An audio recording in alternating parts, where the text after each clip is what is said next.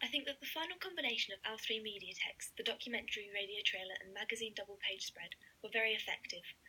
We used many connective conventions in order to do this.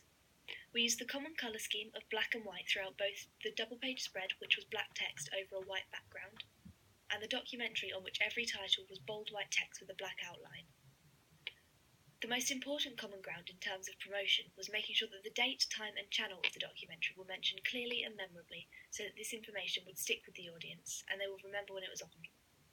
In our magazine, we wrote these details at the close of the main article, inlaid the Channel 4 logo in the top right-hand corner, and wrote these details again just beneath the tagline. In our radio advert, it was the last thing we said so that it would remain most prominently in the heads of the audience once the decision of whether they were or were not interested had been made, dependent on the persuasion of the trailer. Tune in to Channel 4 on Thursday the 5th of January at 8 p.m. We made sure to say it clearly and loudly. Because of this, I believe that the radio trailer and the double-page spread effectively promoted the final documentary, as they are both engaging to the primary and secondary audience whilst being memorable and promoting where the audience can find and consume this product. The ancillary products promote the idea of the uses and gratifications of the documentary to the audience, for which the primary audience will have sought personal relations, due to their ability to relate to the subjects, which are the teenagers in question, whilst the secondary audience will have sought the use of surveillance in the information that they gain and the insight that this film offers into the lives of their teenagers. Another effective link between the main documentary product and the ancillary products that were our radio trailer and our magazine double-page spread was the use of quotations.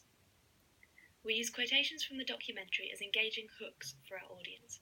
For example, asking the questions from the documentary. Are our teenagers more trustworthy than give it credit for? As the tagline for our double-page spread. Effectively hooking in both our primary and secondary audience, whose responses to this question would most likely have contrasted.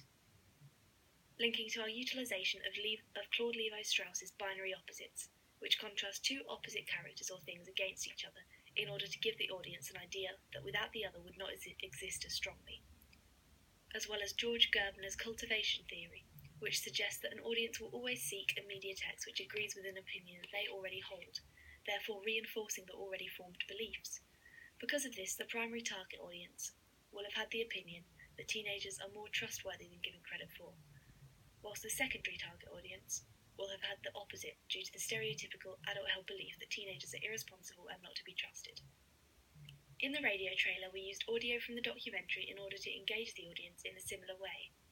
We included an extract in which the expert interviewee says, "I think more could be done anywhere," therefore engaging both the primary and secondary audience through Lazar's-Field's theory of the two-step flow, which states that an audience actively seek out an opinion leader, in this case the expert speaking, before passively accepting the facts and statistics that they offer.